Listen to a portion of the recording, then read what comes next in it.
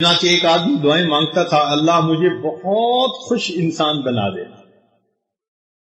تو اسے خواب نظر آیا کہ شہر کا چکر لگاؤ اور جو تمہیں سب سے زیادہ خوش بندہ نظر آئے اس کو تم سلیکٹ کرو، ہم تمہیں ویسا بنا دیں گے. یہ اٹھا اور اس نے شہر کا چکر لگایا، مختلف لوگوں کو دیکھتا رہا، پورا شہر گھوم کے اس نے دیکھا. ایک جگہ پر ایک جیولر کی دکان اس نے دیکھی، اس کا دل ٹھک گیا. ہاں یہ ہے، مال بھی ہے، عزت بھی ہے. اس کے 4-5 نوجوان لڑکے تھے، اس کے پاس ہر نعمت موجود ہے. تو میں تمنا کروں گا کہ اللہ مجھے اس جیسا بنا دے. اس کے دل میں خیال آیا، یار میں اس سے پوچھوں تو صحیح اندر کا مسئلہ. تو وہ گیا، اس نے اپنا خواب سنایا اور اس سے کہا کہ جی مجھے آپ بتائیں کہ واقعی آپ خوشیوں بھری زندگی. اس نے کہا بھائی میرے جیسا مقدر اللہ کسی کا نہ بنائے. اس نے کہا کیوں؟ اتنی بہترین تمہاری دکان موقع کی، اربوں خربوں کا مال تمہارے پاس ہے، نوجوان بیٹے ہیں، عزت ہے، من پسند کے کھانے کھاتے ہو، روٹی بھی ہے، بوٹی بھی ہے، کاریں بھی ہیں، بہاریں بھی ہیں، کس چیز کی کمی ہے؟ اس نے کہا کہ اب تم نے چونکہ پوچھ لیا تو میں تمہیں اندر کی بات بتاتا ہوں. میں نے زندگی میں بہت مال پایا اور میں نے اپنے من پسند کی خوبصورت لڑکی کے ساتھ شادی کی.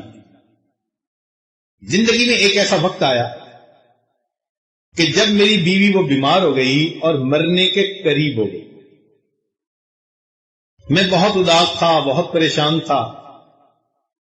وہ مجھے کہتی تھی کہ تم یہ سب کچھ دکھاوا کر رہے ہو، میرے مرنے کی دیر ہے اور تم اس کے بعد کسی اور سے شادی کرو گے اور تم اپنی خوشیوں کی زندگی گزارو گے. میں اسے یقین دہانی کرواتا تھا کہ نہیں، تمہاری جدائی میرے لیے بہت بڑا غم ہے. کہنے لگے میری نادانی دیکھیں کہ اس کو یقین دہانی کرواتے کرواتے میں نے طبیب سے پوچھ کر ایک ایسی دوائی کھا لی کہ جس کے کھانے کے بعد بندہ مرد کی جو طاقت ہے وہ کھو بیٹھتا ہے. اس کی یقین دہانی کے لیے کہ تم اگر مر بھی گئی تو میں تمہارے بعد دوسرا نکاح نہیں کروں گا. کہنے لگا میں نے اب ایک زندگی کا بڑا بلنڈر کمٹ کر لیا. اللہ کی شان کچھ دنوں کے بعد اس کی صحت ٹھیک ہونے لگ گئی، صحت مند ہو گئی. اب جب وہ صحت مند ہو گئی تو وہ مجھ سے توقع رکھتی تھی کہ میں اس کا خامد ہوں اور میں اس کی ہر ضرورت کو پورا کروں، مگر میں تو ضرورت پورے کرنے کے قابل نہیں. اب اس نے کہا کہ جی مجھے چھوڑو. میرا جی نہیں چاہتا تھا اسے چھوڑنے کو. نتیجہ کیا نکلا کہ وہ غلط راستے پہ چل نکلی. کہنے لگا کہ یہ تم 5 لڑکوں کو دیکھتے ہو، یہ میرے بیٹے نہیں ہیں، میری بیوی کے بیٹے ہیں. اور میں کاروبار پر جب بیٹھتا ہوں اور ان کی شکلیں دیکھتا ہوں جو میرے دل پہ غم ہوتا ہے، میں کسی بندے کو الفاظ میں وہ بیان کر بھی رہا.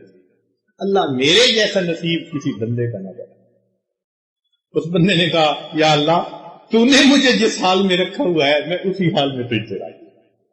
اور واقعی بات ٹھیک ہے کہ اگر اللہ تعالیٰ ایک دوسرے کے حالات ہمیں تبدیل کر کے دے دینا، ہم پہلے سے زیادہ پریشان ہو جائیں اور کہنے لگ جائیں نہیں اللہ جیسے تھے ویسے ہی ٹھیک تھے.